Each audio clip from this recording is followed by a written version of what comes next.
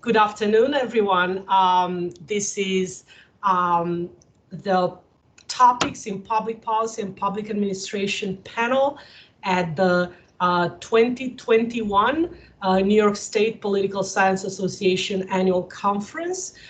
It is co-hosted by Elmira College in New York, and most of the presentations are virtual because of the still ongoing, unfortunately, coronavirus pandemic. This panel has 5 papers, and we'll take questions at the end of each presentation. Each presenter will share their screen. Again, questions and comments will follow each presentation. I will read all the comments or questions from the chat box. I'm asking participants to please wait on typing anything in the chat box until the each presentation is over. And last but not least, I'm Roxana Toma. I am the section chair for Public Policy and Public Administration this year at the New York State Political Science Association. I welcome 5 very interesting papers to today's panel, and I'm looking forward to the conversation.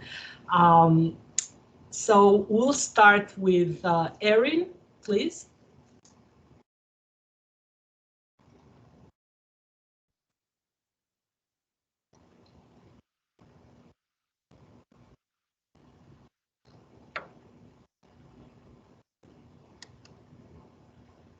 Personal introduction.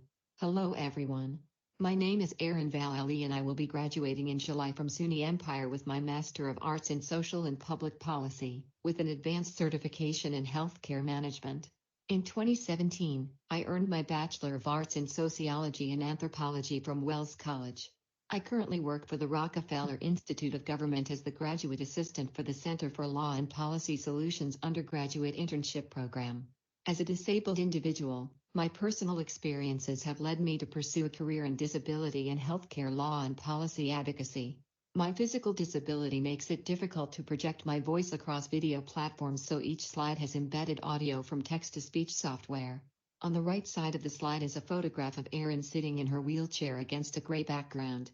Her brown hair is pulled back. She is wearing glasses and a red blouse with a black blazer. The image description for my presentation theme on each of my slides today will be a black background with white font and a rainbow of colorful waves around the border of each slide, with an audio button in the top left corner. Suggested amendments to the Stephen Beck Jr. Achieving a Better Life Experience Act of 2014. Today I will be discussing the Stephen Beck Jr. Achieving a Better Life Experience Act of 2014, ABLE Act for short, which created a type of savings program for certain disabled individuals, and the issues that remain after the policy's implementation. This legislation aimed to address the many discriminatory fiscal policies that have historically made financial stability and independence an impossible goal for many disabled individuals.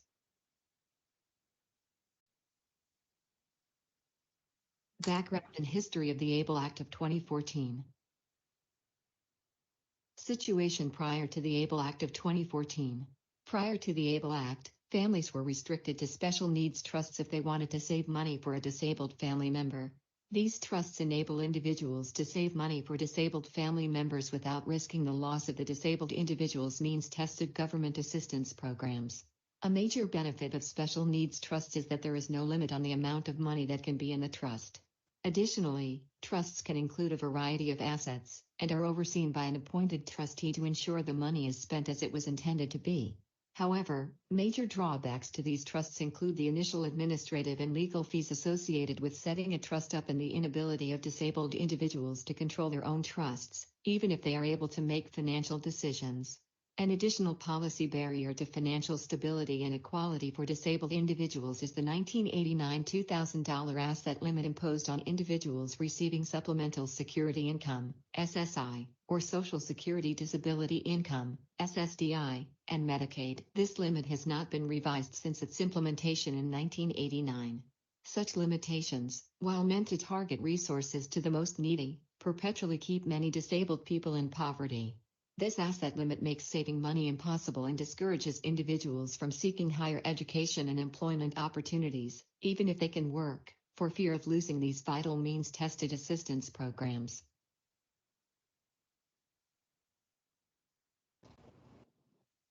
Reason for the ABLE Act of 2014.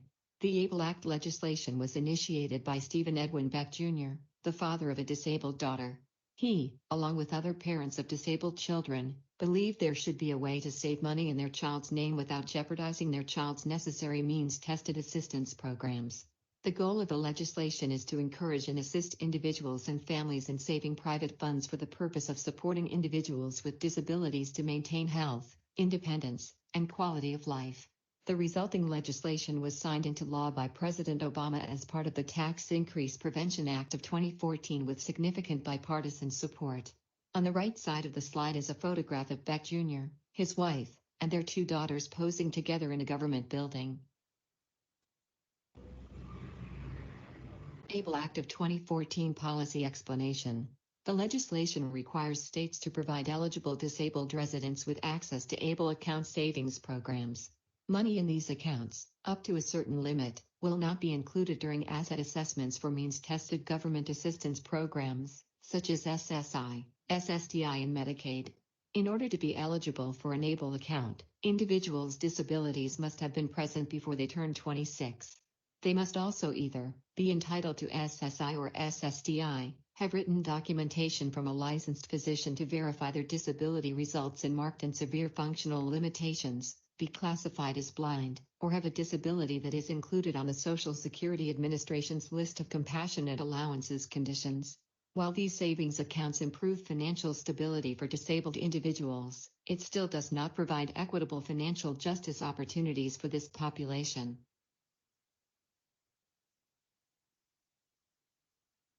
Problems with and suggested amendments to the ABLE Act of 2014. Age eligibility. The current ABLE Act regulations require that an individual be disabled before their 26th birthday to be eligible for an ABLE account. Given that disability can occur at any point in one's life without warning, any age eligibility requirement is discriminatory and undermines the purpose of the legislation. If all disabled individuals who receive means-tested government assistance programs cannot equally access the program, the legislation cannot be considered an equitable solution to economic justice opportunities. To fix this problem, an amendment should be passed to remove any specific age eligibility requirement from the legislation so all disabled individuals can access the program. While critics may state that this would make too many individuals eligible and impact the feasibility of the program, it's important to remember that an individual would still have to meet the other eligibility requirements.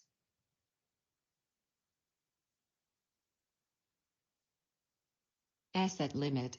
While the legislation does raise the asset limit from $2,000 to $100,000, the current legislation regulations suspend SSI or SSDI payments to individuals with account balances over $100,000. This regulation makes long-term saving impossible if the individual earns the majority of their income from SSI or SSDI and family and friends contributions. Although the new asset limit is an undeniable improvement from the original limit, it is still not adequate to ensure individuals will be financially stable. Modified vehicles, assistive technology, certain medical expenses, aid services and other related items are extremely expensive, are rarely covered by insurance, and could easily be more expensive than the new countable limit allows. Since the ABLE accounts are modeled after education savings accounts, the excluded asset limit should be raised to at least $235,000, which would be equivalent to the minimum cap on education savings accounts. Since education savings account funds can be transferred to ABLE accounts, this amendment would also ensure that individuals have the opportunity to have equal resources, as their non-disabled peers, for whatever they need without jeopardizing the means-tested government assistance programs they need for daily living.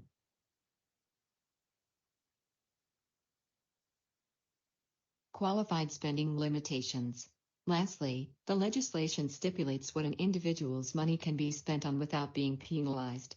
Withdrawals from an ABLE account are tax-free as long as they are for qualified disability expenses. Qualified expenses are defined as any expenses eligible individuals incur, which relate to their blindness or disability and are intended to maintain or improve their quality of life, including, but not limited to, education, health, transportation, employment supports, assistive technology, and funeral and burial expenses. However, there is no itemized list of what expenses are, or are not, approved. If the Internal Revenue Service, IRS, deems that expenses paid from an individual's ABLE account do not meet their interpretation of qualified, the amount of the expense paid is considered taxable gross income, which carries an additional 10% tax penalization, in addition to counting against monthly income thresholds for means-tested government assistance programs. Given that every disabled individual's situation is unique, it is unfair to judge what does or does not improve someone's quality of life. The Qualified Disability Expenses Clause should be rewritten to only exclude illegal items. In place of audits and individual judgments of how a person spends their money, each state should contract with financial advisors to partner with individuals to develop reasonable financial goals, avoid conflicting interests, and improve financial literacy to the best of the disabled individual's abilities. The future of the ABLE Act of 2014. Moving beyond the original ABLE Act of 2014. Before amendments are made, there should be an inclusive and thorough analysis that includes all stakeholders' views, instead of solely relying on parents' and guardians' ideas. If a thorough stakeholder analysis had been done prior to the ABLE Act's passage that included disabled individuals, many of the shortcomings of this policy could have been avoided. Going forward, President Biden has committed to supporting the passage of the ABLE Age Adjustment Act, which would raise the age eligibility requirement from 26 to 46, enabling 6 million more individuals to benefit from the program. Although adjusting the age eligibility requirement is the only concrete adjustment he has committed to, his comprehensive and expansive disability agenda suggests advocacy efforts for other amendments could be successful if introduced for consideration.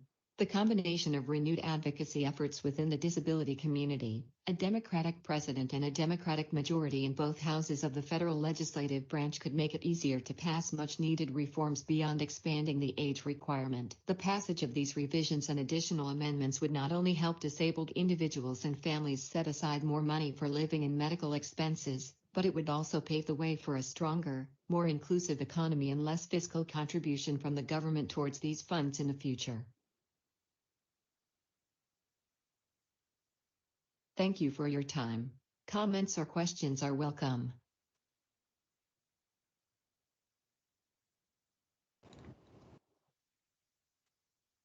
Thank you very much, Erin. Thank you for your presentation, and I am now opening this up for comments, feedback, questions, anything. And please remember, I will actually read Erin's responses from the chat box.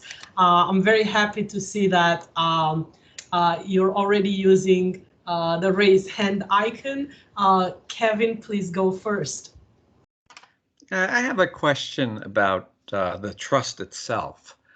A person can set up a trust, if you're a senior citizen, to avoid limits from Medicare and Medicaid for assets that you own as you go into a nursing home. So my question is, with this program, if a disabled person had a separate trust, would they be able to, they should be able to protect that money and perhaps get all the benefits that they require? So that's my question. Can they have a separate trust to shield assets?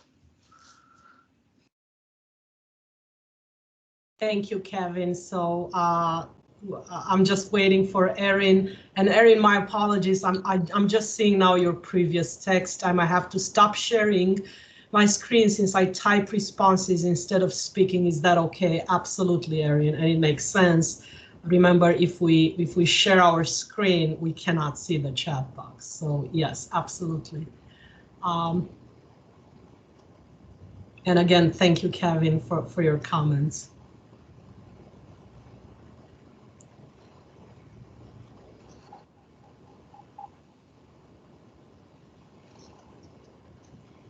also to,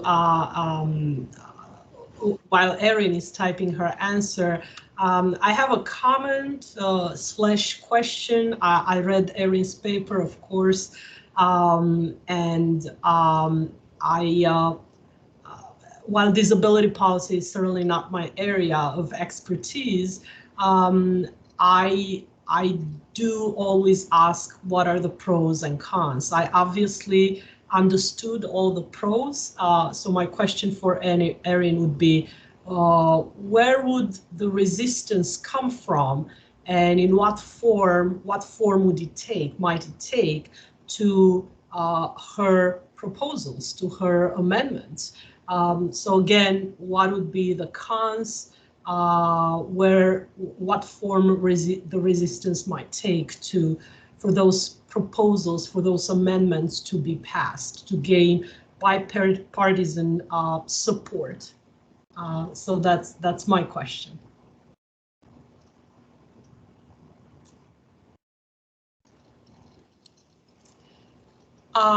So Erin just typed that to answer Kevin's question, that I admittedly don't know a lot about special needs trusts.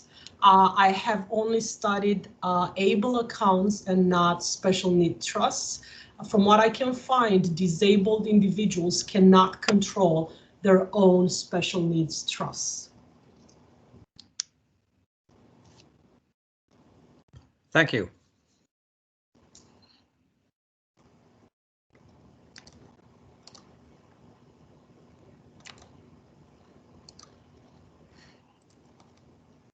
I'm assuming now Erin is thinking about answering my question. So if anyone else, I'm thinking about the other presenters, want to comment, to say something, please do.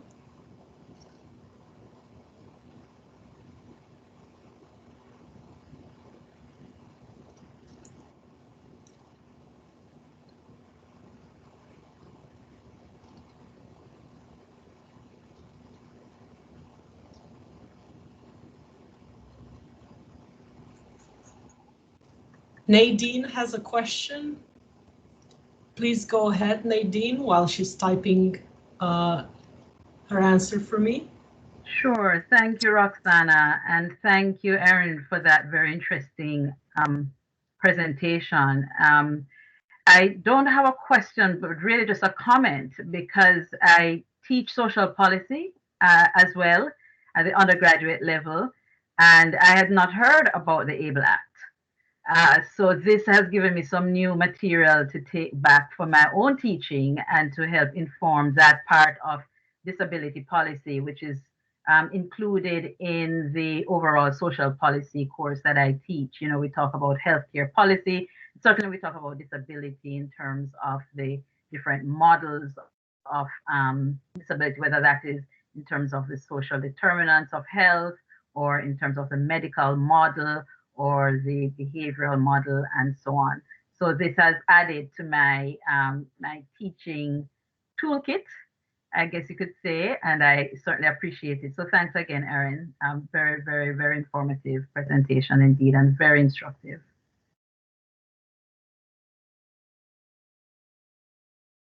I particularly liked the format of Erin's paper, because it's really a policy memo, a policy memorandum, and this is actually the capstone experience in our master's program. So, you know, we want students to do something like that. So in regards to my question, and I'm repeating the question, which, you know, what would be the cons or the resistance, or, you know, for these amendments not to garner bipartisan support. So Erin says she thinks the pushback would come from conservative individuals who are against expanding public programs, but in the long run, these amendments would improve opportunities for disabled individuals and decrease reliance on government programs in the long run. And I would say thank you, Erin, and especially the last part is critical, Erin. So if you were to take this further into a full-blown cost-benefit analysis, you would actually want to expand on that, Erin, in trying to show the savings, the cost savings that these amendments would bring forth in the long run.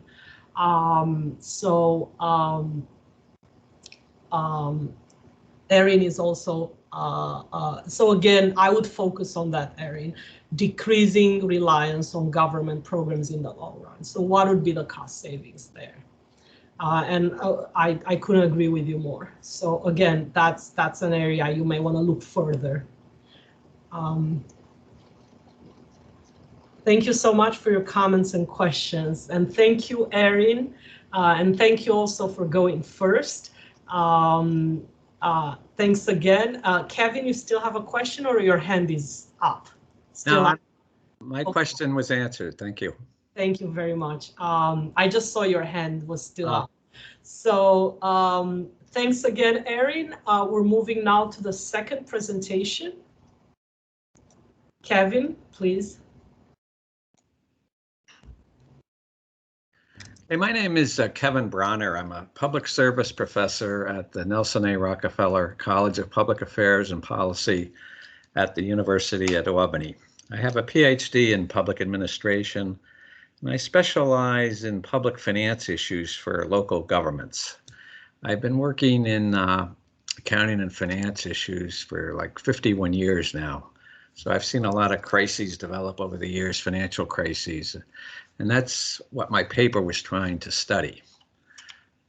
So basically, if you look at the bond market in 2020, there's some interesting aspects to it. In the beginning of the year, the bond market looked like there was real problems in it and there may be a financial crisis developing. So I just have some statistics here. This is from the Municipal Securities Rulemaking Board. They did an excellent analysis of the bond market for 2020, and there's some really interesting aspects to this. There's a record number of 483, that should say million, in municipal bonds were issued in 2020. Then what happened in March and April, there was a shock to the system when the coronavirus hit, and there was a sharp increase in the yields on municipal bonds. The yield means the interest rates that they have to pay.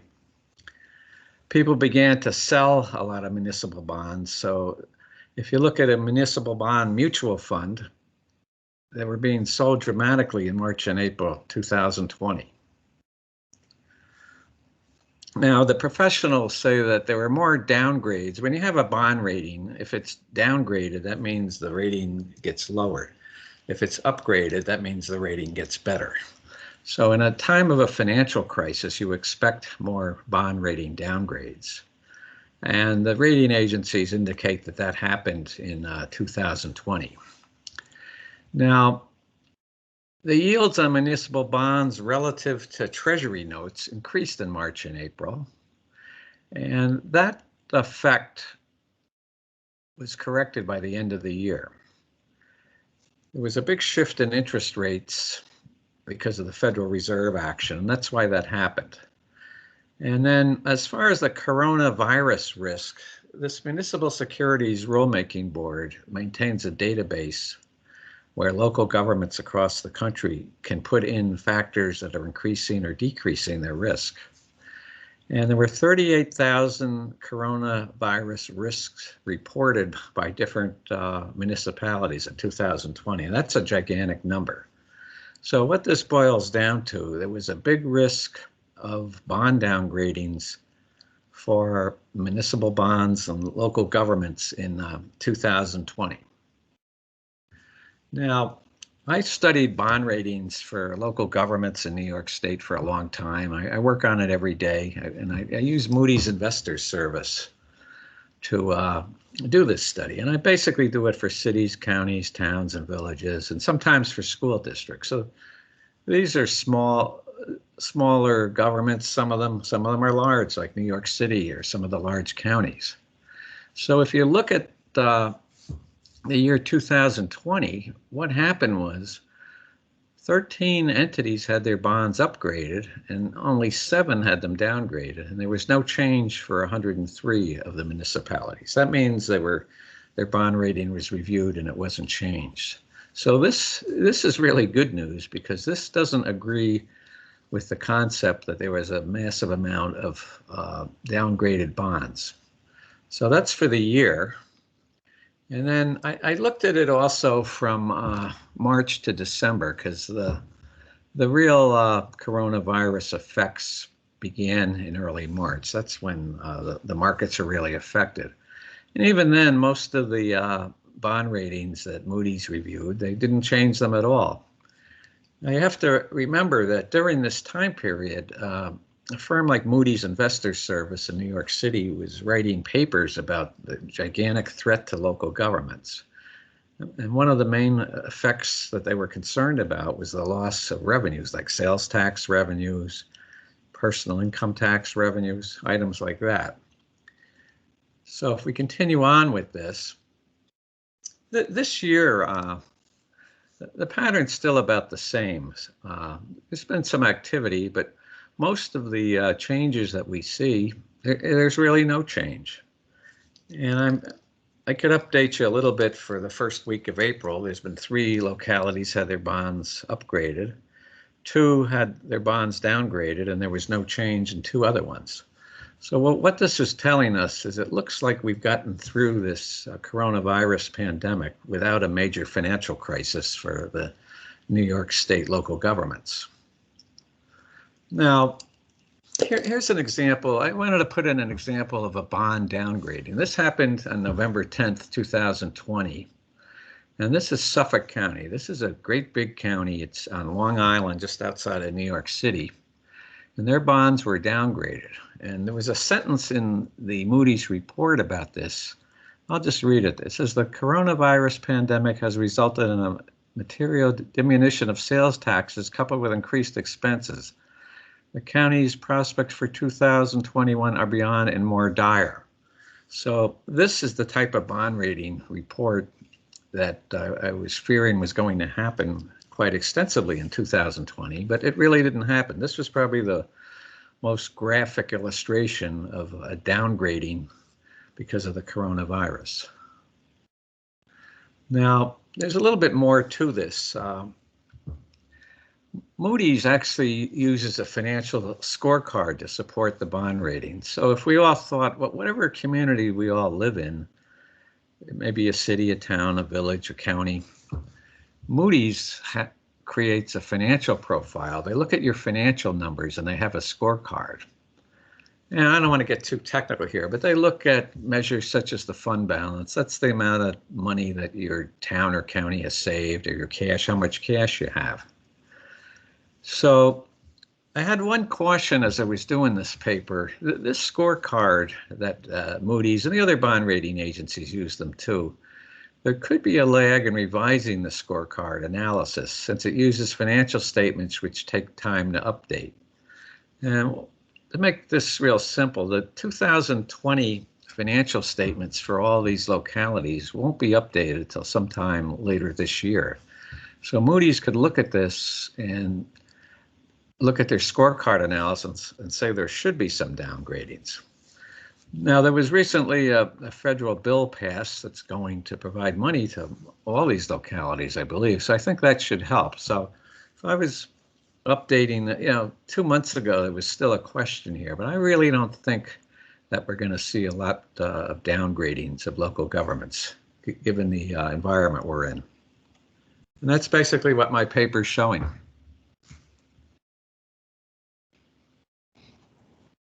Thank you very much, Kevin.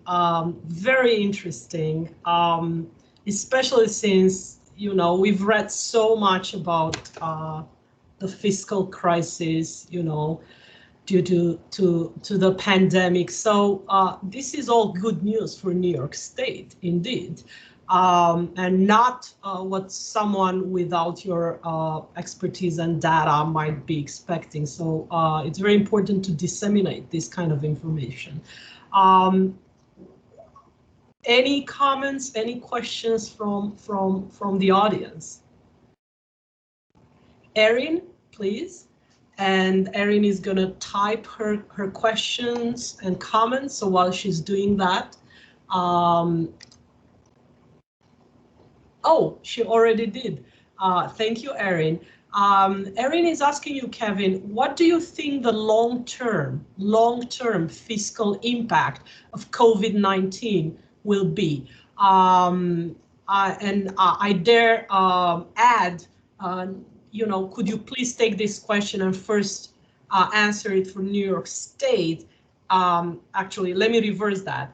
For the US as a whole, and then New York State alone. Well, most economists that I read their information and listen to it talk about a gigantic recovery in the economy this year and 2022 going on for a period of time. Jamie Dimon is a big banker from New York City. He issued a paper the other day that also discussed that same concept. So it looks like the economy is going to really take off here. The unemployment rate is now 6% in the country. That came out last week. So that's good news. And a lot of industries, you can really look at specific industries and see who's really hurting, like restaurants, leisure and travel. There's still a lot of people who haven't got their jobs back. But if this economy picks up, I'd say most economists, and I agree with them, that our economy will pick up dramatically. Now, the other issue that you hear a lot about is the United States national debt is going up because of, there's been like 3 big bills that provided relief for the stimulus. So there's going to be some, a lot more additional debt. Now, there's a question about that. Now, I really don't want to get too technical, but interest rates have been very low in this country for quite a period of time. And even though you have more debt because the interest rates are so low, the amount of interest expense that the government has to pay out related to its revenues is still very low. So I'm not convinced when you hear these people say that there's going to be a lot of inflation because of the debt. I'm not so sure that's true. I've got to see some analysis to prove that. So by and large, I think we're going to recover the economy this year and next, and we're going to be in pretty good shape going forward. That's my view on it. And how about New York State specifically?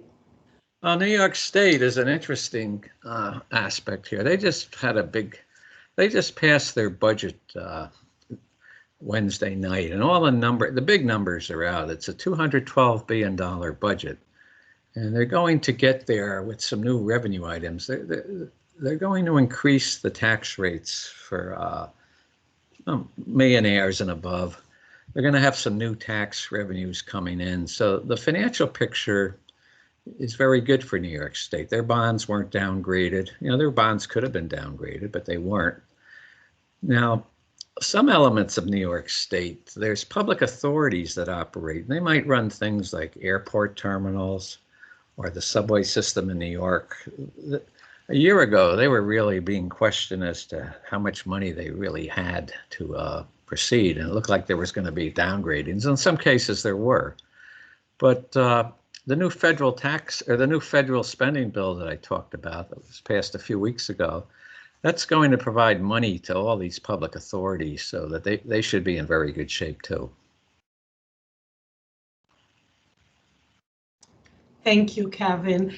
Susan has a question.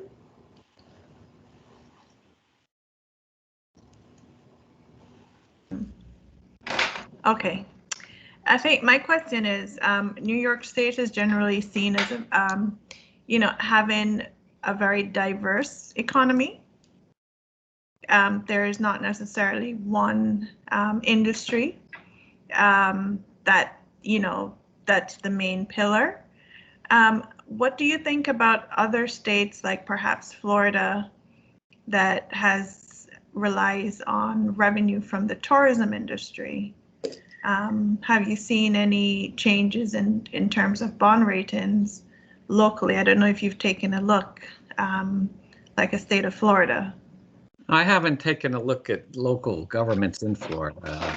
I basically focus on the New York State local government. So a lot of my studies have to do with, like, there's issues in New York State, like they have a tax cap that doesn't allow the local governments to raise their revenues over 2%.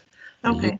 So I focus a lot. That's what, and there's a lot of programs like that. So I really focus, that's why I focus in on New York State governments, because I'm looking to see if the public policies that are developed really affect them.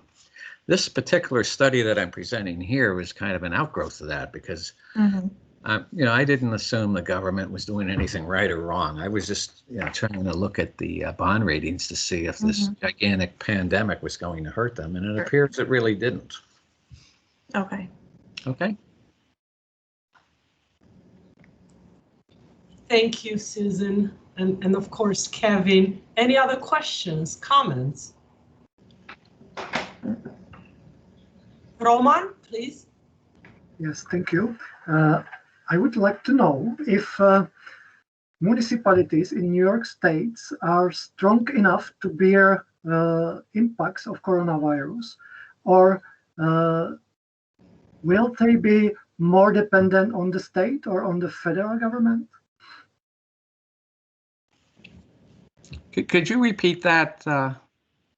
Yeah, I would like to know if municipalities are strong enough to bear impacts of coronavirus in New York State, or will they be more dependent on New York State or federal government? Well, they're dependent on both, because New York State asked for a lot of revenue from the federal government. It looks to me like they received most of what they wanted. So they're going to get more money from that. The second piece is the budget in New York State, which passed the other night, went up from like 197 billion to over 212 billion. So the New York State is chipping in a lot of money too through higher taxes. So I would say both the federal government and the New York State tax policy is providing a lot of money to the local governments in New York State and for the state itself.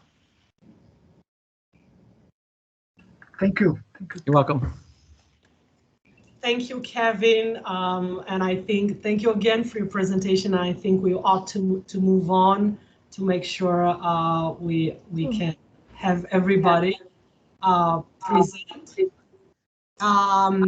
So the third presentation comes from Nadine and Susan, and I will mute myself right now and ask them to please share. Nadine, I assume you'll show your screen? Yes, please. If we could have Kevin take his down. Thank you.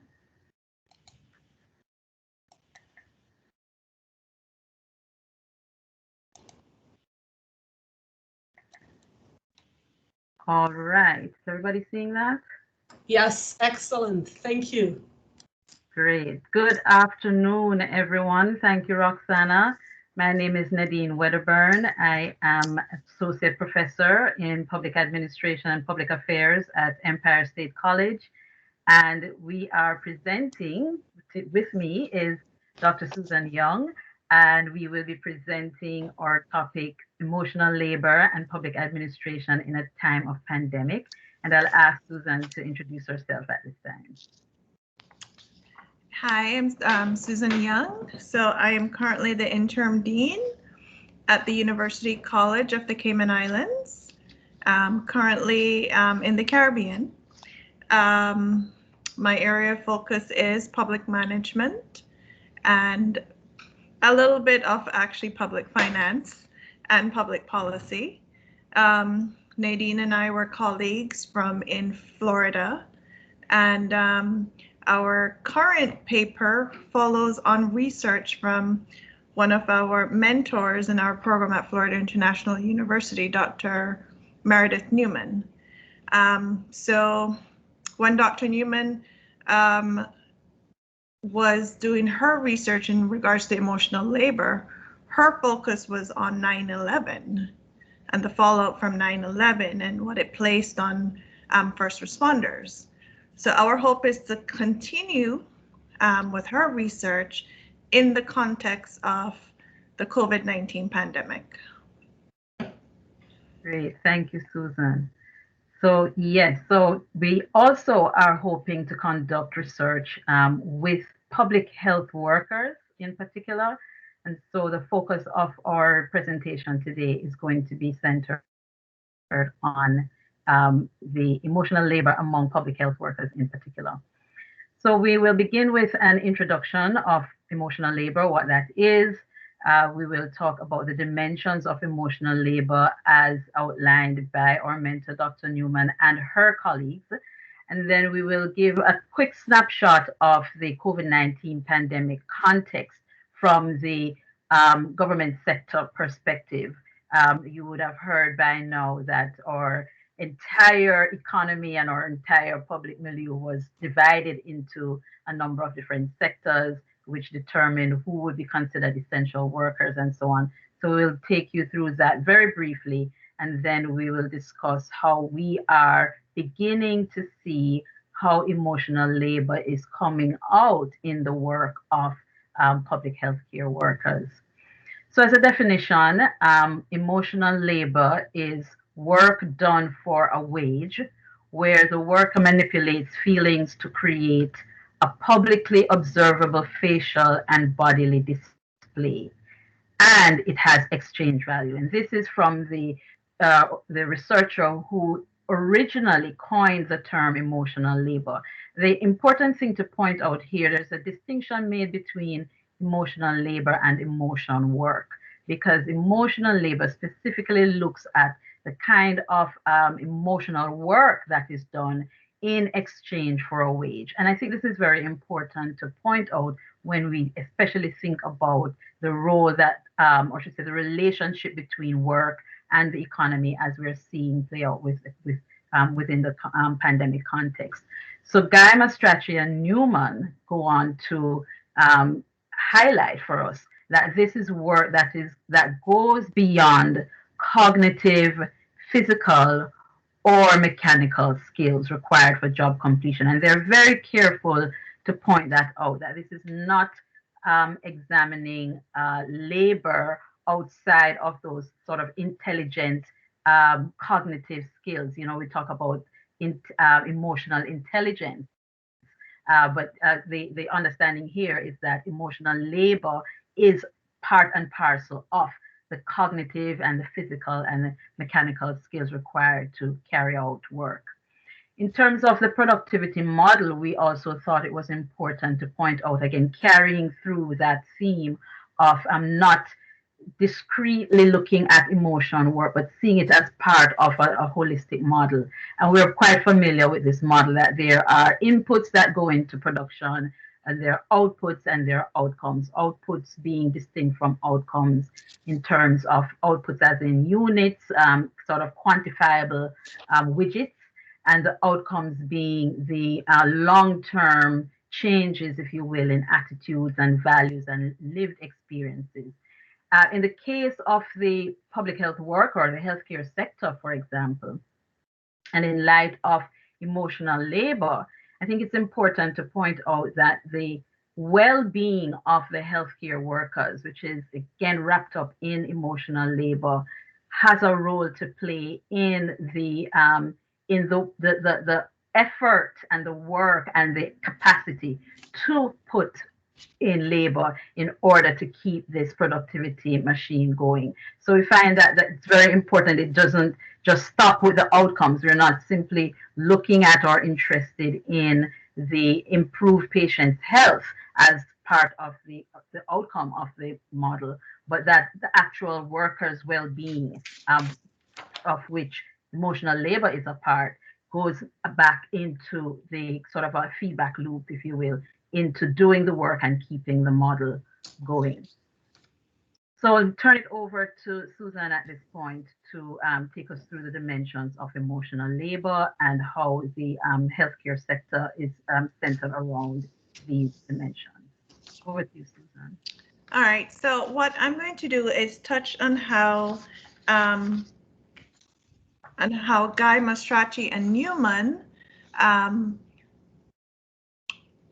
came up with 16 dimensions of emotional labor, or they identified 16 dimensions of emotional labor.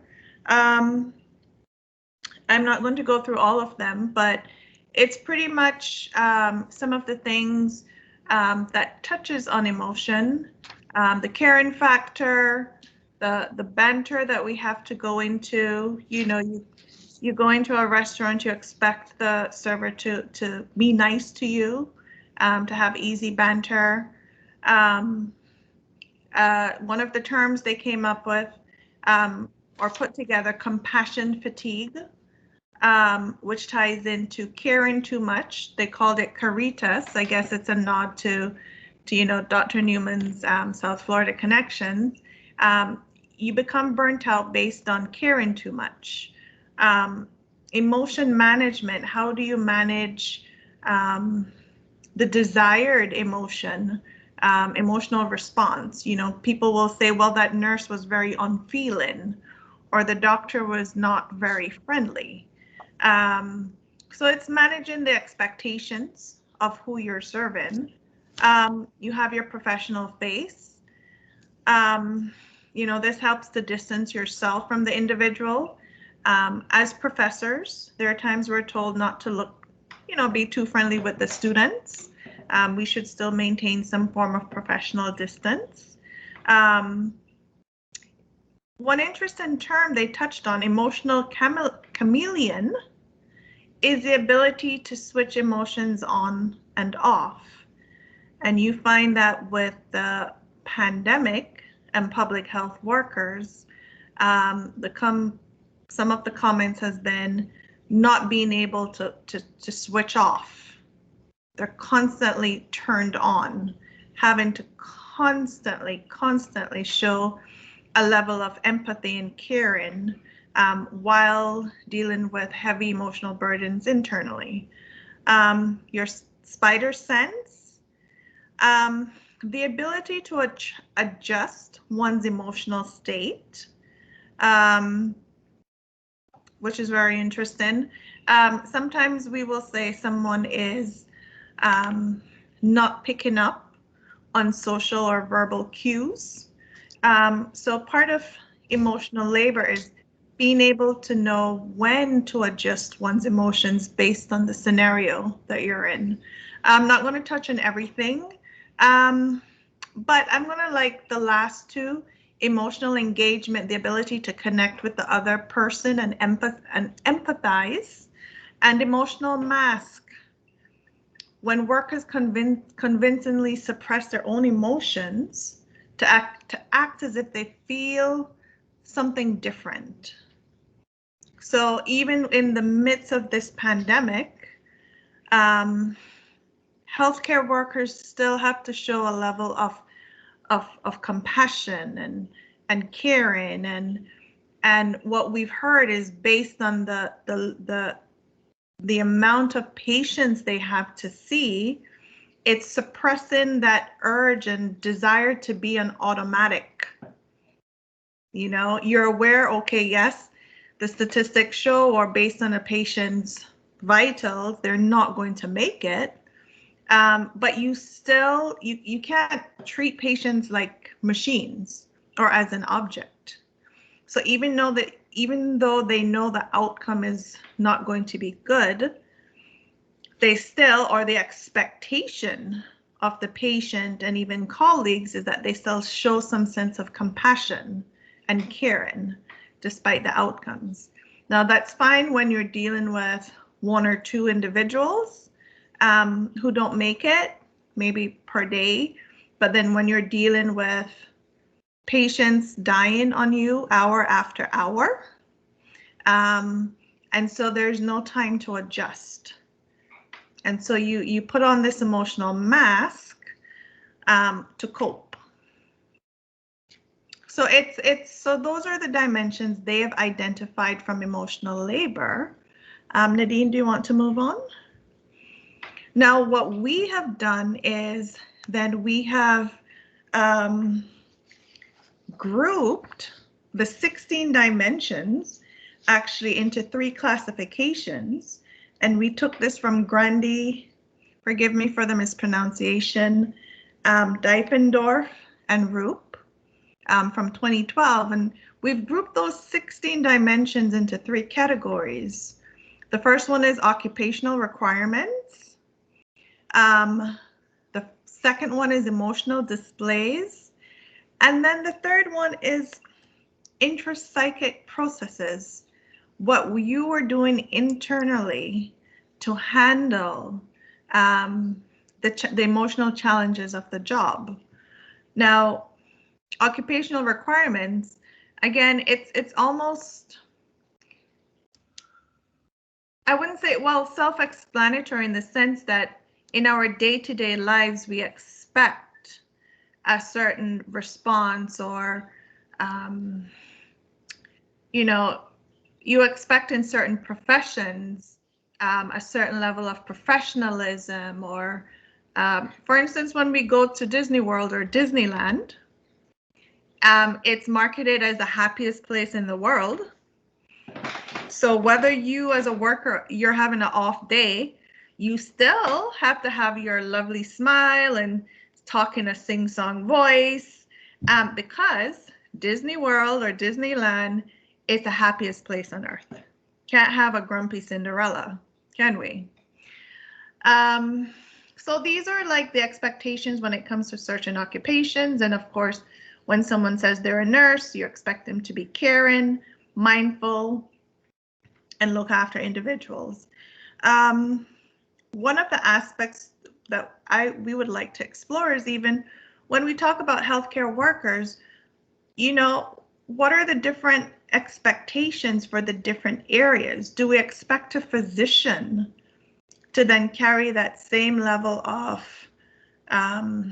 emotional labor as a nurse?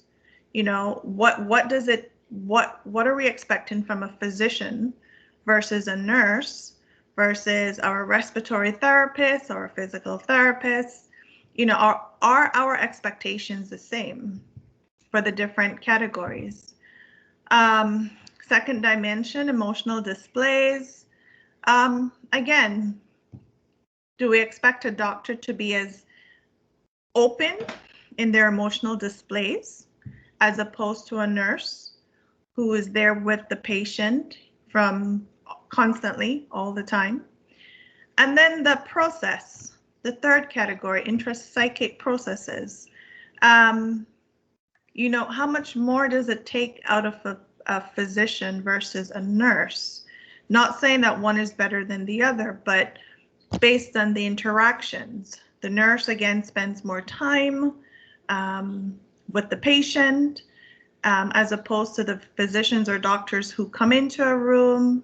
But then it means the doctor sees more patients within a very specific time frame, whereas the nurse tends to then have a smaller load of patients that they have to deal with.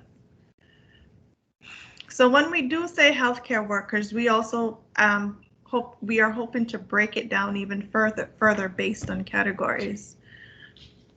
You can move on. Now, when it came down to the COVID-19 pandemic, the federal government actually identified areas, sectors that were considered critical to the running of the government. And this is just to touch on, you know, we talk about healthcare workers and public health workers, but there were also other sectors that were identified as critical. The chemical sector, commercial facilities, communications, critical manufacturing, dams, defense, emergency services, energy, financial services, food and agriculture, government facilities, information technology, nuclear reactors, materials and waste, transportation systems, water and wastewater. Now, when it comes down to, I want to touch on, you know, critical manufacturing. I don't know if anyone remembers a time where early on in the pandemic, when the meat factories and the processing factories, the COVID-19 infection rate among factory workers and meat processing factories went up significantly. And so we realized that, hold on, our food chain started to be affected by the pandemic. And then whereas we were used to healthcare and public health workers and frontline workers being considered essential, people started to realize that, hey, to keep our food supply going, we needed to include agricultural workers and food processors and meat processors, supermarkets. Supermarket workers are now being defined as essential workers. So it changed our definition of who we considered a critical frontline worker. And we started to realize the pandemic was not just a healthcare issue, it was an industry-wide issue that had industry-wide effects. Next screen. So for this study, we're going to focus healthcare and public health sector. And I touched on essential workers and basically the fact that essential workers now, it's not just focused on healthcare workers and the public health sector, but other industries. In terms of our focus for the healthcare workers, we're looking at all paid and unpaid persons serving in the healthcare settings who have the potential to, interact directly or indirectly with patients or infectious materials. I'll give you an example of, in relation to COVID-19, people started to really think, well, a patient dies, you have your morgue workers, your morticians, and not until the death rate increased so significantly and the processing time of, people's loved ones, the mortuaries couldn't keep up. And you realize, hold on, here is an essential function. And then even with the individuals who dealt with the deceased, now they had to be concerned with being infected by COVID-19. And so a simple process is collecting someone deceased from the hospital and taking them to a funeral home to be prepared becomes an even more tedious process because it involves handling infectious materials. And because the death rate went up so significantly in many states, again, you have a line of workers who traditionally don't or are not part of the limelight now being highlighted because loved ones were now waiting 4 to 6 weeks before they could receive their loved one's body. So again, it changes in regards to the COVID-19 pandemic. When we talk about healthcare workers, I think it's allowed for us to look at the sector in a broader sense. Again, it's not just nurses and doctors, but other essential individuals in the entire process of providing care from when a person is alive to the end of life process.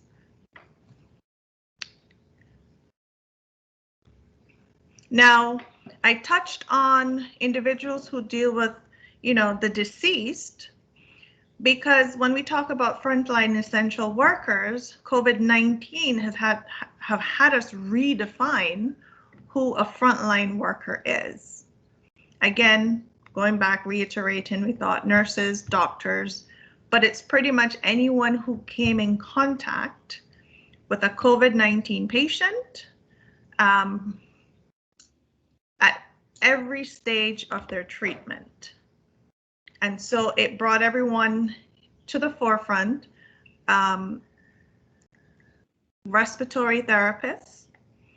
Most people thought of respiratory therapists as only individuals who've had asthma. Then it became the importance of, respiratory therapists were needed to deal with ventilators. The nurses had to deal with just moving individuals. And then even with the nursing profession itself, defining, well, who is in the intensive care unit dealing with the critically ill COVID-19 patients versus those nurses and healthcare workers who were then in the emergency rooms of many hospitals. So even within the hospital setting, there were different levels of exposure. And so intensive care, a nurse in the intensive care unit dealing with a patient who's on a ventilator, it's now seen as something high risk because of the risk of having a patient on a ventilator and the concerns of aerosols. Whereas a nurse or a healthcare worker in the ER is dealing with a larger mass of people. So it again, the COVID-19 pandemic, I think, gave us a more in-depth look and definition of who our essential workers are. And I think it broadened people's perspective on just what's involved in providing significant healthcare at a certain level. All right. Thank you, Susan, for that. So just to bring it all together, tying the emotional labor, occupational requirements, that classification, and how we have put together these dimensions under these headings. We are beginning at this stage with some cursory content analysis. What are people saying? What are we picking up from media, whether that's in the print or on the news, different articles that we're seeing come out in the public healthcare sector journals and so on. And how do these sentiments tie in with the different classifications that we've identified? So when we talk about Caritas, rapport, mirroring, engagement, as Susan said, these are sort of assumed requirements for the occupations if you're in healthcare. In terms of the pandemic context, we are hearing more and more public healthcare workers talking about the importance of empathizing, engaging and encouraging and activating those skills that will carry out those kinds of interactions during bedside practice, right? It's not to say that they were not empathetic before or that they would not engage before, but the pandemic has certainly heightened or intensified the need for this aspect of emotional labor. So, for example, we found in the literature a quote from a nurse who said they try to think of every patient like a member of their family. We thought this was important, again, when you think about patients who are in really critical need of that kind of engagement and rapport where loved ones and near family members are not able to visit, say, visiting the hospital, then we see the emotional labor where occupational requirements are concerned being drawn on from the public healthcare worker. In terms of emotional displays, again, these are kinds of the outward looking reactions of emotion that we're finding, or at least that Newman, Guy, and Mastracci pointed out, and we're also picking up in the literature, right? So there's this kind of way where you have to don a different persona, as it were, right? You put on a game face, or you're doing this kind of back and forth verbal judo, as they put it. And what we found in the literature that speaks to this particular dimension are terms like going to war, right? So we're seeing where a lot of folks talking about it's like being on a battlefield and knowing how to suit up, right, in order to get the job done. It's also important to point out that the emotional labor is happening between co-workers as well as between workers and, say, patients, for example, right? So if we look again at that productivity model that we pointed out earlier, where it's easy to want to see the outputs and the outcomes in terms of patients or in terms of the clients, right? But the labor that goes on to kind of keep the workplace harmonious and functioning effectively and efficiently relies heavily on the emotional labor that is taking place between co-workers. So we wanted to make sure that we not lose sight of that aspect of the whole model, as it were. And again, because it goes back into the predicting, if you will, the capacity for the healthcare workers to keep the machinery going. And then the intrapsychic processes, these again are the internalized responses that the workers will speak to, that they are going through. Perhaps maybe the most gripping, if you will, part of the emotional labor, right? It speaks to that kind of suppressing or masking, the chameleon, almost a numbing of one's feelings in order to get the job done, right? You kind of have to set your own personal feelings aside. So one of the quotes that I thought spoke to this really effectively was another nurse here speaking about saying, we walk in the building, we take care of our patients, do what we have to do, but on the inside, we're suffering. Certainly an intrapsychic process speaking there. And so in conclusion, we again just want to be able to use this research to shed light on the input aspect of the healthcare work production, the healthcare work industry that's going on. It's so easy for us. There's a lot of literature out there, by the way, on the output, right? So there's a lot of talk about healthcare workers' mental health and the increased need for therapy and so on, for example. But we see emotional labor as the input, one of the means of production, if you will. And I thought it would be useful to kind of use this tweet. All right, we're in the social media era, so all of the content is fair game, provided we can legitimize the source of the tweet. And it has been shown that these are doctors in conversation with each other. But in conclusion, we really want to point out that this is an essential part of the capacity of this critical infrastructure sector to carry out its function successfully, and it certainly demands the attention that we intend to give it. So that's all. Thank you for taking the time to listen. We welcome your comments and your questions. Thank you very much, Nadine and Susan. Very timely indeed. I'm thinking about the 3 dimensions that you created, right? So that's your conceptualization.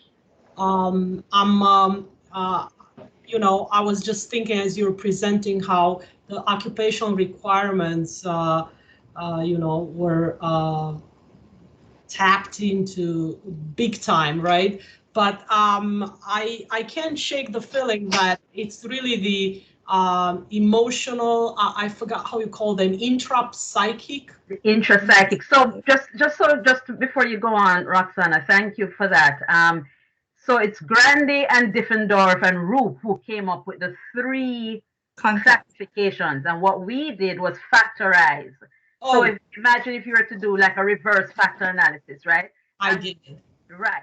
So excellent. And thank you so much for clarifying that, because that's really, the what you bring to the narrative and how what you bring new to the literature, and how you push further. So thank you for that. I would think, I can't shake the feeling that what you placed under intrapsychic processes category, that like I said, all 3 were important, but I would think that during this pandemic, with the numbers, right, the death card, that those those elements falling under the intrapsychic processes were somehow have become the most important, right? If you recall of a doctor's suicide, I can't remember when that happened, but it was last year for sure. She committed suicide. It was everywhere in the news. So I can't imagine the toll it's taken on them. So thank you. Any comments, questions? I think we have a hand up. Roman, was that from last time or is it a new hand? It's from last time, sorry. No worries. Erin, let me see. Please go ahead. Oh, excellent. You're ahead of the game, Erin. So she already typed in. Erin is asking Nadine and Susan, what are some social or public policies that you think might help support healthcare providers' emotional well-being during and after this pandemic is over? From Erin's experience as a patient, she knows a lot about nurses' experiences in particular, and she hears that hospitals in particular ignore problems or offer empty supports that don't actually change the systematic problems that exist.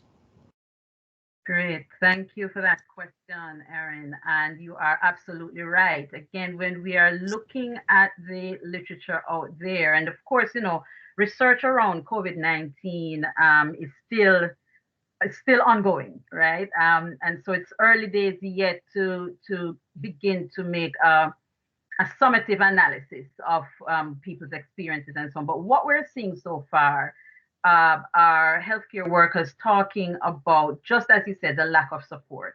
And so that speaks to the need for the industry as a whole to begin to provide and really re-examine what kinds of supports are available and what kinds of supports are needed and what they will put in place going forward.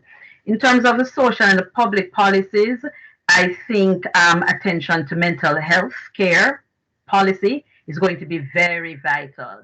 I think if the healthcare industry, I mean, it's part of what they do, right? They are advocates, if you will, of providing and making available mental health care services.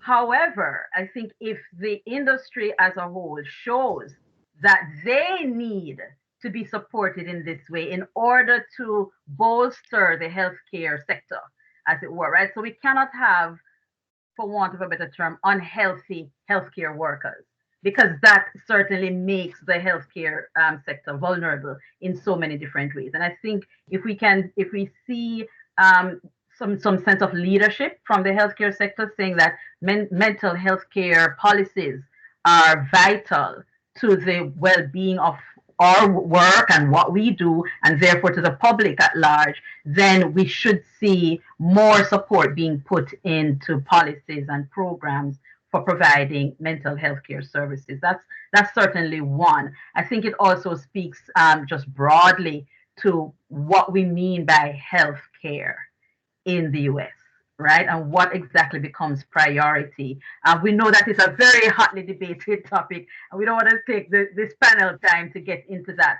But I think, again, more policies around improving, if you will, the access and equity of healthcare from an inside perspective. That is also going to be something that we hope will come out of the aftermath of the pandemic. Let me add to that. In terms of social and public policy, and being mindful of time, it's speaking to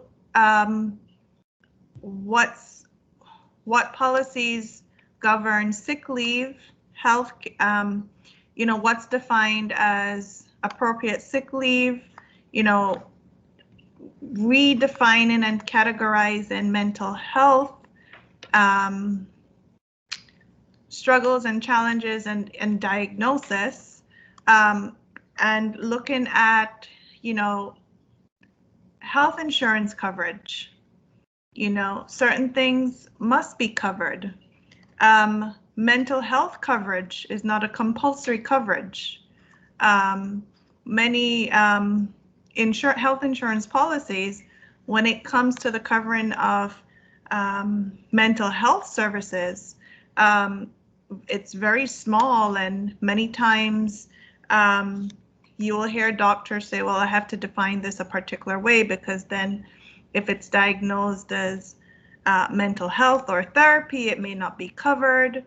So until there's some sort of policy that says, you know, mental health services should be covered, you know, mandatory, I think you're going to find that there will continue to be issues in the workplace in regards to people taking time off, or, you know, accessing the necessary services that they need. But I've found that many times it goes back to, you know, what insurance policy that, you know, Nadine touched on healthcare workers. And in my experience, it's then leads back to, well, what's the health insurance coverage that a particular healthcare system has for its employees? Thank you very much, Nadine and Susan. And of course, it all starts by legitimizing the term of emotional labor. Yeah. And that's your contribution. So thank you very much. Forgive me, in the interest of time, must move on. Thank you very much for your presentation. Roman, you're next. Okay, thank you. I will share my screen.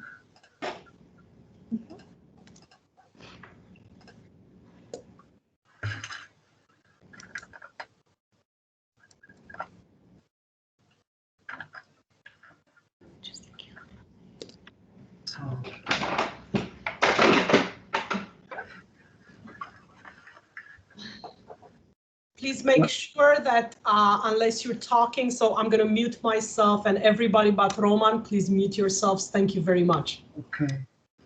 Do you see my presentation correctly? Excellent. Thank you, Okay. Roman. Thank you. So, yes.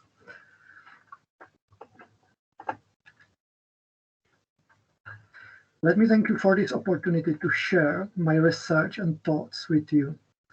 It is a privilege to be with you today. My name is Roman Balaš, and I am Assistant Professor at the Department of Social Policy and Social Work at Masaryk University in the Czech Republic, European Union. From October 2019 to March 2020, I was a Fulbright Fellow at Boston University. I collaborated with Professor Vivian Schmidt on my research on ideas and policymaking. Today, I would like to suggest a possible way how we can study the meso-level interplay between structure and policy actors of governance of migrant integration. This structure of my presentation you can see here. Let me start with the description of the problem. Immigration and successful migrant integration pose a severe and very complex issue for contemporary societies. Immigration may have a diverse nature, such as humanitarian aid, workforce patch, way to deal with the aging population's issues, and management talent. Migrant incorporation or integration may bring desirable immigration effect and negative effects as well. An unclear mixture of these and other possible effects, positive or negative, influence social cohesion, economic growth and productivity, employment levels and wages, entrepreneurship, and fiscal and welfare impacts in the receiving countries. Diverse countries have developed various ways of migrant incorporation. In the US and EU, diverse states understand migration, migrant integration, and how to govern it really differently. I assume that the issue is significantly influenced by specific immigration histories, prevalent social values, and predominant economic rationales in the particular state. Do we know how migrant incorporation is governed in various countries? To what extent do policy actors influence the governance of migrant integration? Is the state or the central government willing to accept this influence? If not, to what extent can the state regulate it? Available knowledge offers merely limited answer to these questions. Up-to-date research says there is a lack of meso-level insight on the interplay among migrant integration structure, societal institutions, and agency of policy actors. In this presentation, I offer an analytical way of how to bridge this gap in migrant integration research. Moreover, I hold these assumptions. You can read it on this slide.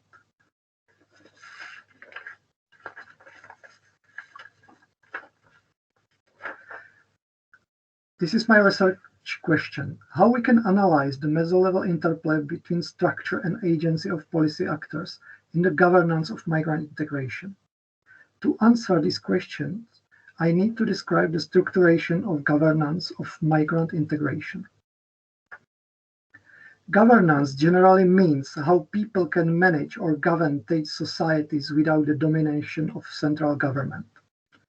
It is the complex process through which a plurality of social and political actors with diverging interests interact to formulate, promote, and achieve common objectives by mobilizing, exchanging, and deploying a range of ideas.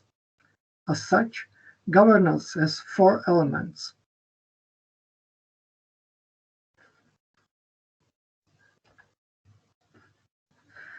As having all these attributes, governance of migrant integration is the complex process through which the actors formulate and promote desirable migrant integration goals and tools of their achievement, harmonize migrant integration priorities, and coordinate their establishment across all the levels and sectors of governance, implement by the actors formulated policies and programs, and finally, learn from their past actions. We can delineate vertical and horizontal structures of governance. Vertical structure of governance has the local, regional, national, and supranational levels that are full of complexity in relations between the central government and actors on the other levels. Regional and local levels may have a varying degree of independence on a national level and a central government. For example, so-called sanctuary cities are de facto guarantors of migrant rights, while a national government remains the domain of the gatekeepers of policymaking and subsidy control. Now I want to look at the horizontal structure of governance. Among scholars, there is no joint agreement regarding the description of the horizontal structure of governance, thus complicating my definition. Although I reflect interconnections among government and its agencies, private bodies, and NGOs, I hold more historical institutionalist view on institutional sectors. Human life is embedded in the institutional settings that help people solve or prevent problems connected to family, health, housing, labor, education, security, money, and so on. Every society creates its institution as structures of expectations, as routinely expected ways to solve or prevent problems in these particular fields. Thus, we could recognize institutions of family, health, housing, labor, and so on. These institutions are expressed via specific policies and programs and run by specialized organizations and workers. Workers such as medical doctors, teachers, police officers, lawyers, and so on. Every institutional field creates its specialized knowledge, aims, tools, procedure, and practices, as well as bureaucratic apparatuses and their administrators. We can imagine the structuration of governance of migrant integration in the way how this slide shows. It is crucial to be aware that horizontal structure is not simply a wheel of fortune, where a clear and steady division among wheel sectors indicates wins and losses. In reality of horizontal structuration, the division among institutional sectors is often blurred, overlapping, and variable. We should keep in mind the liquidity of institutions covered mainly by formally state policies, programs, ministerial competencies, and professional roles. Now, let's have a look at the agency of policy actors.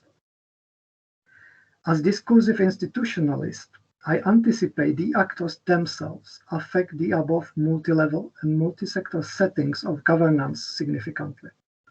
According to Schmidt, we can consider discursive interactions among the actors to be an essential driver of the meso-level structure-agency interplay.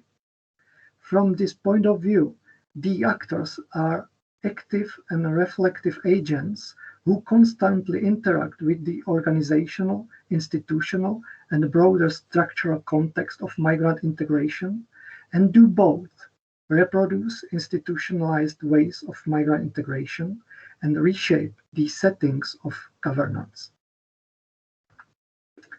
The actors reflect the surrounding material and non-material conditions of migrant integration and interpret them as components of particular situation in their day-to-day reality. The reflections and interpretation of reality are done through a variable mixture of past experiences, internalized values and norms, and verified rational choices. These are background ideational abilities that enable the actors to make sense of the meaning context of migrant integration. In other words, a diverse mix of background ideational abilities creates a specific set of migrant integration ideas which we can understand as distinctive migrant integration policy image. Besides the actors' pictures of reality, foreground discursive abilities enable the actors to make changes in the organizational or institutional context of migrant integration. They include a set of abilities that allow the actors to think outside the organization or institution in which they act, to critically evaluate and speak of organization or institutions, to communicate with others and jointly think about organization or institutions, to convince oneself and others of the necessity to change or to maintain the organizations or institutions, and finally, to collaborate or conflict in the name of the organization or institution change or continuity. The foreground discursive abilities are highly varied mixtures of actors' personalities, capabilities, skills, and knowledge. Mixtures that clear the way for speaking, thinking, and acting outside organization and institution they belong to. Actors' abilities shape their agency as the capacity to act and influence the multi-level and multi-sector settings of governance of migrant integration. Thus, I assume discursive interactions among the actors influence the structure of governance. If we put the actors into the structure of governance, we must anticipate that policy contexts, frames, narratives, and discourses create an important part of our research interests. This is shown in the picture on this slide. An agency of policy actors enables them to deploy their ideas or policy images into the multi-level and multi-sectors of governance. This brings me to my final point, which you can see on the slide in front of you.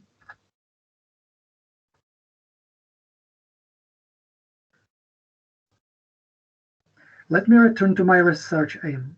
My description indicates a vast space where institutions meet organizations and the actors who constantly discursively interact and shape governance settings. To understand the governance of migrant integration, we must look into the guts of this vast space. This figure propounds the analytical way to analyze the structure-agency interplay. On the top, there are political contexts, policy frames, and narratives that form the desirable, undesirable long-term effects of migration that are or should be reached or forestalled through integration policies in the receiving country or area. Awareness about these effects and preferences for some of them creates the overall policy frames of the formulation, implementation, and administration of migrant integration policies. Under the frames in the middle of the picture, there are three intertwined dimensions: governance structure as a bearer of formal integration policies, this is the left part; actors' integration efforts in the middle; discursive interactions among the actors as a bearer of informal integration policies, this is the right part of the picture. I assume that the efforts are shaped in the multi-level and multi-sector settings by interaction between organization structure and the actors' ideas. This is red three-headed arrow in the middle. By focusing on the dynamics of shaping the efforts, it is possible to show how the actors use their agency to deploy their ideas into governance of migrant integration. The actors' integration efforts are shaped through the unremitting multi-level and multi-sectors interactions. These interactions vary in terms of both being passable among levels and sectors and being embodied in the reality where integration or segregation of migrants might occur. This is the yellow bottom part of the picture. Possible blockages in interaction among levels and sectors and potential disconnections from the daily reality of migrant integration or segregation hinder the establishment of proactive ideas exchanges among the actors from knowledge, experience, and excellent policy transfer. On this final slide, you can see the possible helpfulness of the suggested framework. I think it would be useful to implementation of concepts such as mainstreaming of migrant integration governance, diversity governance, or migrant integration governance on the city level. The framework can help to explain influences of diverse groups of actors and as well individual strategies of highly skilled and well-informed actors. This is bibliography, and thank you for your attention. Thank you very much, Roman. Heavy on theory, and I loved it. And it's a welcome international lens, and you know, the topic of migration and migrant integration, which is again so important everywhere in the European Union, in the US for sure, with a pandemic, you know, and everything that was written about how many of the essential workers you know, are in fact immigrants. Any comments, any questions from the audience? Yes, Susan, please. You're muted. I found it very interesting, your presentation, and you know, it's interesting in terms of integration. Here in the Cayman Islands, we're looking at how the segregation of the school system which does not allow non-locals or non-residents to be part of the public school system. So in essence, we're creating it's an automatic division in society where people who are here who don't have their formal papers, their children have to be in private school. And only locals, only their children are allowed to be in the government-funded public school system. And that's a policy that was implemented 20 years ago. So the dialogue is that's come up this year. It's an election year here. It's, you know, how did that policy that segregated the school system that used to allow for even recent immigrants to mingle with longtime residents, you know, that policy was implemented 20 years ago. And the dialogue now is, you know, at this point, it has now created a stratified society. So your recent immigrants tend to then go to the private schools that seem to have better outcomes in terms of where the students are in terms of their educational attainment and ability, versus your public schools that do have to take everyone in, and they're still struggling with the amount of students that they have to cater to. And in the private schools, those are the students that the percentage of students who then go on to university is much higher than the kids who go through the public school. You know, it is really difficult to make changes in ways how some processes were implemented in the past, yeah, because this concept of governance is a highly democratic concept which count with participation of a variety of actors, yeah. Yeah. So it depends on conditions which are in special locality, yeah. So it's really difficult to compare countries with countries, yeah, because every locality has its own conditions and opportunities and barriers for integration of newcomers. Yes. Yeah. So to me, this is something which is connected to methodological nationalism. Yeah, Mm-hmm. I think there is no such a thing as a integration policy which is clearly policy of the United States. Because, for example, Massachusetts or Vermont has really different conditions and really different attitudes to migrants, to policy, to public, to participation of immigrant communities and so on. So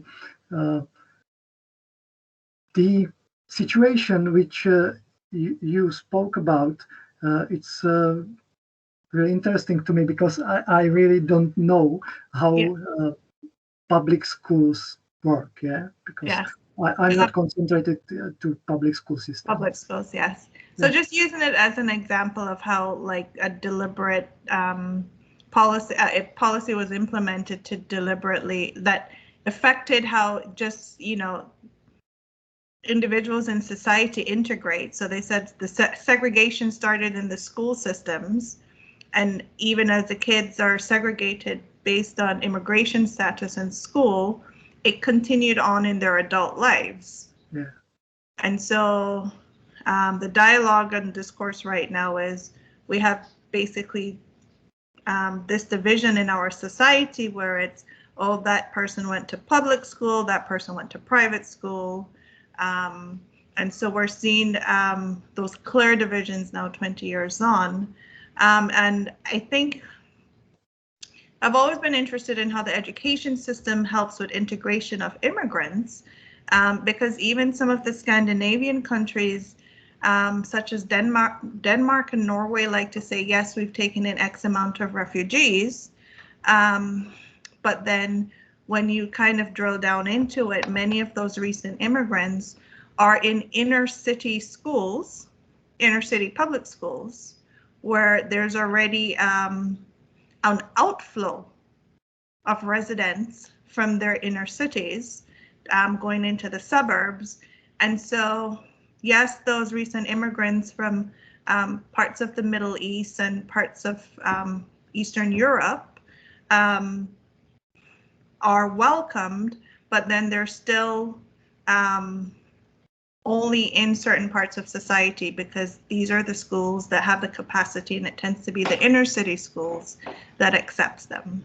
Yeah.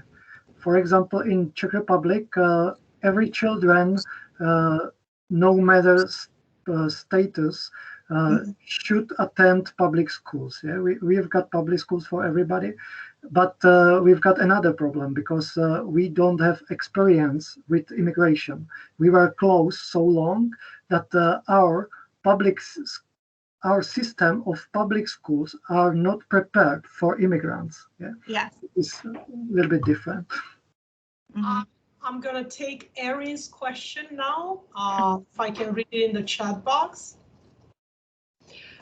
Erin is asking you, Roman, do you think your theories apply to individuals who are born in the United States but appear to not be American because they aren't white? At least here, Asian Americans are experiencing now increased racism in daily life because people blame all Asian appearing individuals for COVID-19. Yeah, I think as I show in my presentation, this problem is closely connected to public narratives and discourses. Yeah, and this is really powerful domain which influence day-to-day life of all migrants. Yeah? For example, in Europe, during the migration crisis, it was really dangerous to be Syrian or Muslim or so on. So this is a difficult question to me, because it is dependent on interpretation of individuals. Yeah, how individuals interpret others, how they interpret the newcomers, the people who look differently.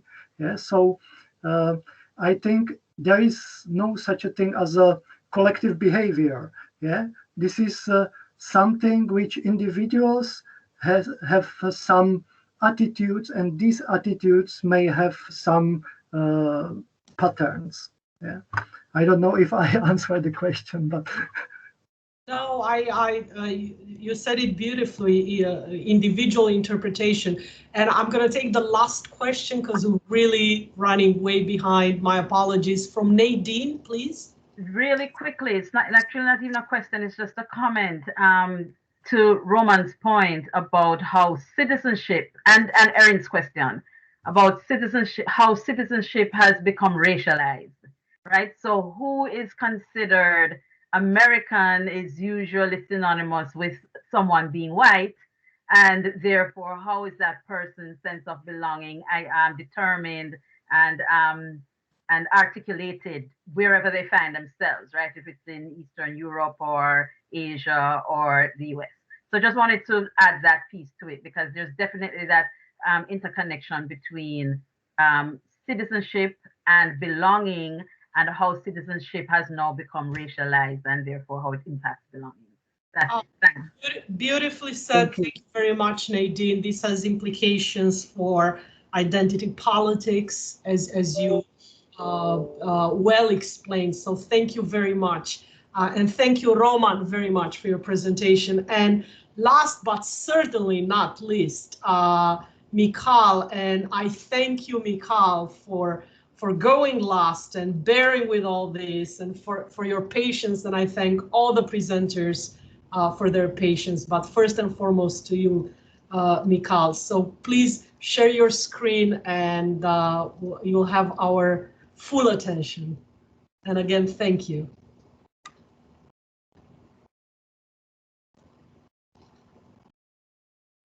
Beautiful. I can see it in full slide.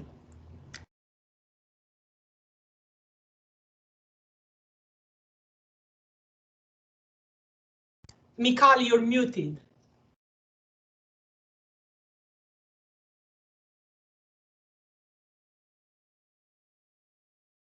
You're muted. Now you're not.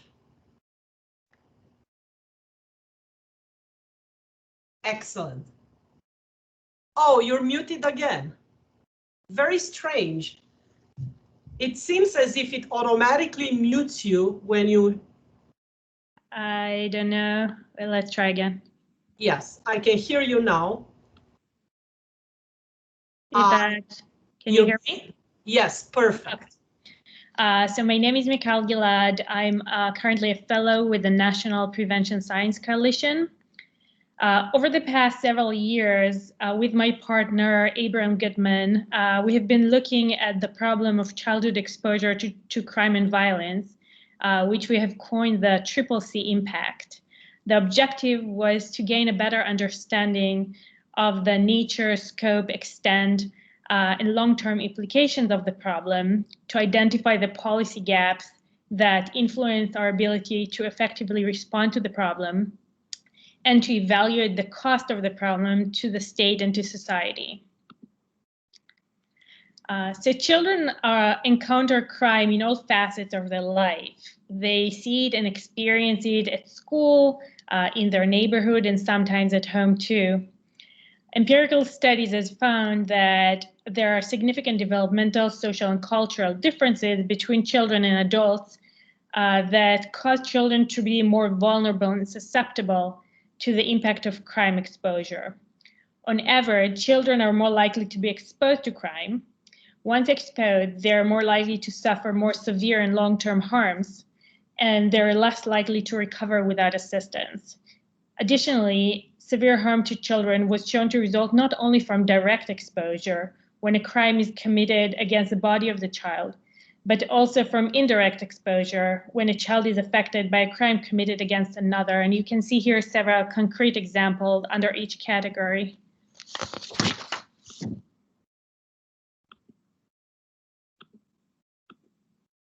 Right.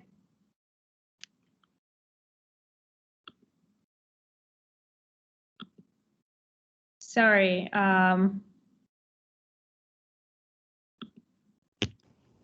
No worries. Maybe I'll go without the presentation because it keeps collapsing. If you want to email it to me, and I can then share my screen, we can also do that. It's not a big deal. It's okay. I'll go without. Excellent. Unfortunately, this problem is more common and widespread than most people realize. Our prevalence study has shown that over 64% of children living in the US experience at least one form of direct or indirect crime exposure before entering adulthood. This means that each and every child is more likely than not to be affected at some point during their childhood. The severity and the high prevalence of this phenomenon led the US Attorney General to declare it a national crisis and a threat to the health and well-being of our nation's children and of our country. A large volume of epidemiological studies have found a strong association between childhood crime exposure and a host of adverse outcomes ranging from detrimental physical and mental health conditions to poor educational and employment outcome, as well as increased risk for substance use, repeat victimization, and criminal behavior. These conditions, in addition to having a devastating effect on the life course of individual children affected, also carry with them a substantial cost to our society as a whole. In fact, this problem was estimated to be one of the most damaging and costly public health and public safety problems in our society. However, until recently, we had no evidence-based knowledge as to how high these costs actually are. Despite the severity of the problem, it was recognized that the majority of affected children are never identified. Even when identified, only a small minority ever received treatment to facilitate recovery from trauma. When trying to empirically identify the root causes behind the deficient policy response to the problem, We have found that although resources and services are available in most states, there is a host of significant access barriers that interfere with the utilization of the available resources.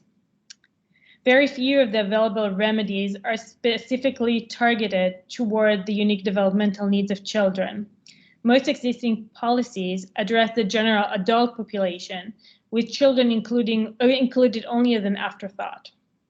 No state currently has a systemic mechanism for the identification and referral of affected children, which seems to be the most significant policy gap. No attempts are made to leverage the existing interactions of affected children with the justice system and other state agencies in order to facilitate identification and referral to services. The vast majority, if not all, of the available services and resources require the child parent or guardian to take initiative and actively seek and apply for services. But at the same time, there is very little and often unclear information provided to the public about the available services and eligibility criteria, which makes it that much harder for parents to obtain services for their children. We have also found an extreme lack of coordination between the various agencies, organizations, and service providers in the field.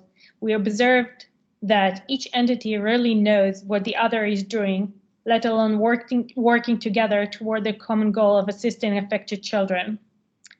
As a result, affected children and families do not receive much needed trauma treatment to alleviate the adverse symptoms that continue to materialize into adulthood and throughout the individual lifetime. You can see the table that was supposed to be here, but just to demonstrate what I mean by lack of utilization, we collected some anecdotal numbers of the number of claims to victim compensation agencies that try to get reimbursed for therapeutic services and trauma treatment.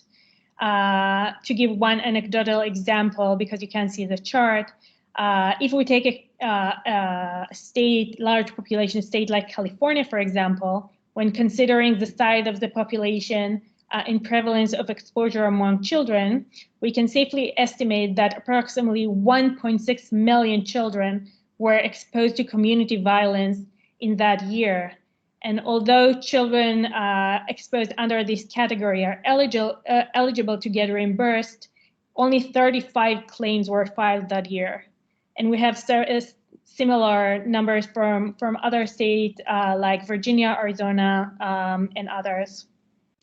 So with millions of children untreated and prevented from conducting a healthy and productive lifestyle, and with heightened risk of health problems, substance use, and criminal behavior, community safety is inevitably compromised and public funds are unnecessarily burdened. So what we try to do is estimate the lifetime cost of this ongoing oversight of affected children. We used a cost of illness methodology, which aggregate the broad range of costs associated with the problem, including cost of medical treatment, mental health treatment, substance use, criminal justice costs, loss of productivity, and reduced earnings. These were analyzed against the prevalence of the problem, which allowed us to calculate the number of adults in the US population who were affected by at least one form of crime exposure during their childhood, and the attributable risk for each adverse outcome, meaning the increased risk of experiencing each outcome that is specifically associated with childhood crime exposure after controlling for other risk factors. The bottom line, when being very conservative and including only cost variable that could be established with strong empirical evidence, came up to a lifetime cost of $194,000 per person. And unfortunately, you can't see the full figures, but due to the large number of affected individuals in the society, the total annual cost is estimated to be nearly $500 billion each year, which amounts to over 2.3% of the US GDP in 2019, which is very substantial. So why is this important?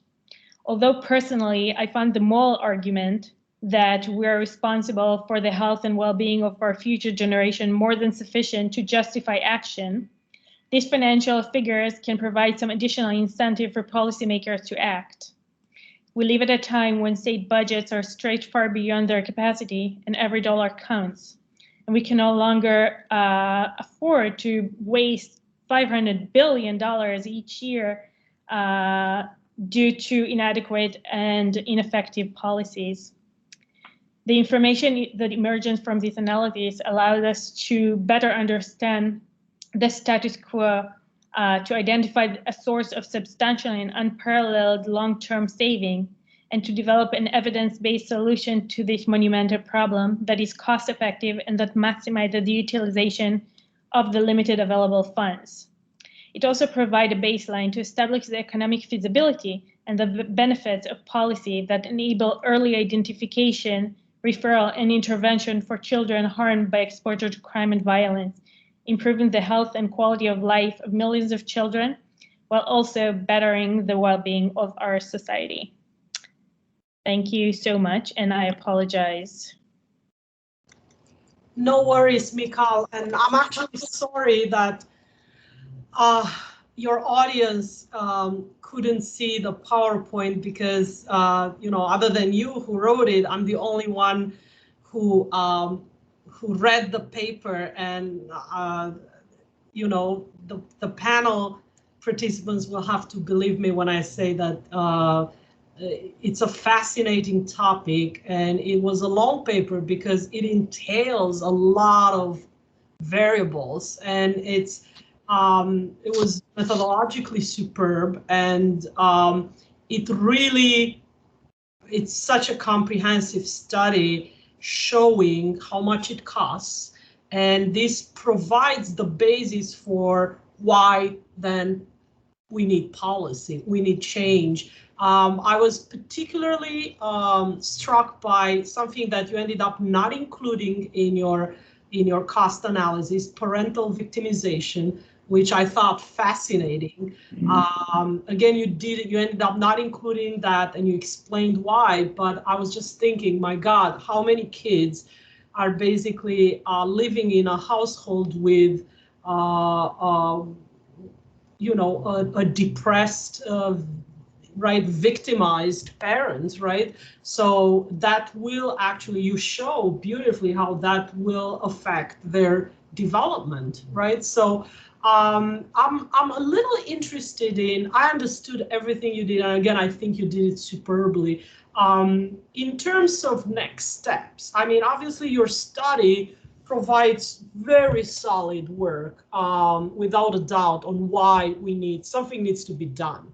Now, you mentioned future identification, tracking of and servicing, right, these kids.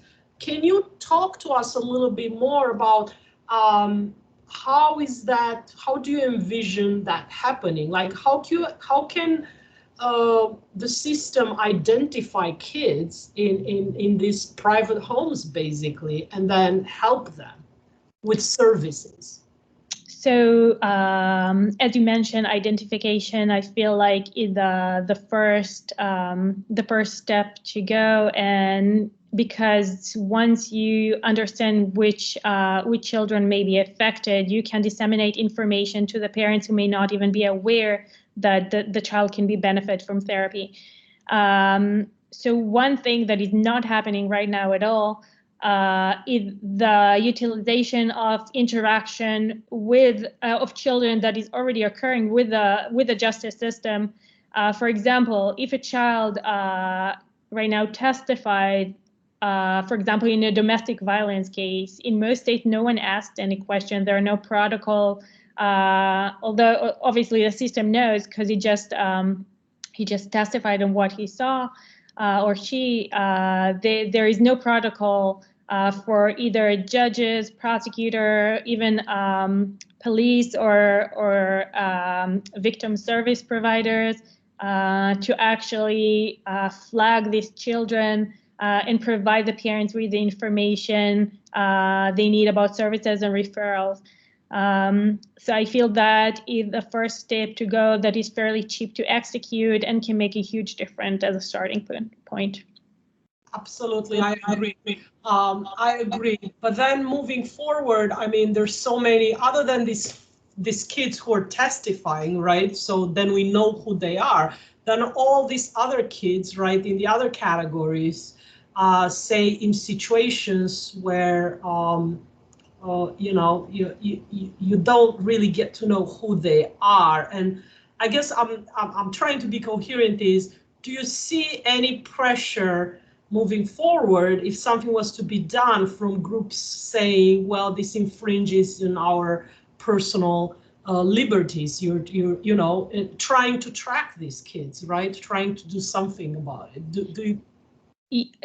So yeah, I of course see this happening because I think the way the system works right now, for example, the Child Protective Service system that is extremely biased and serve as sort of a racial tracking mechanism that is very adverse. So there is a lot of suspicion against the system, which is why any new policy has to be designed with great caution.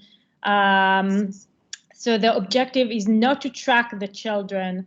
The objective is to utilize interactions that are already happening. For example, if a police officer is at a scene on the street and there are children who are around and are present at the scene, then disseminating information to them, to their parents, so they're aware of their possibility, have all the information at hand, and can make informed decision.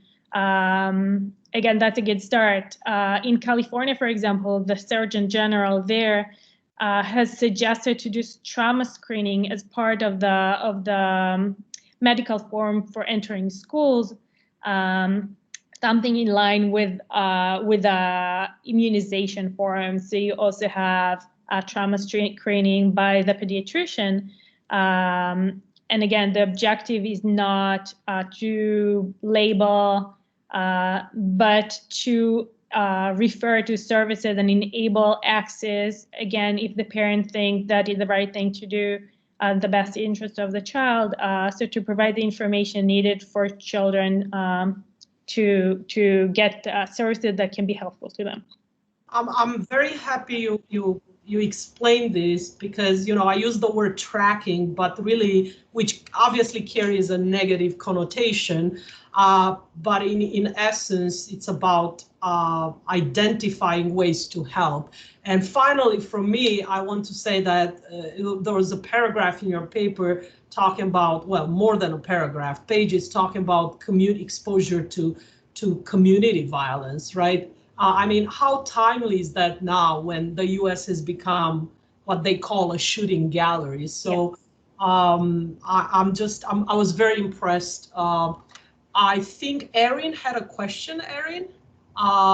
Should I look in the chat box?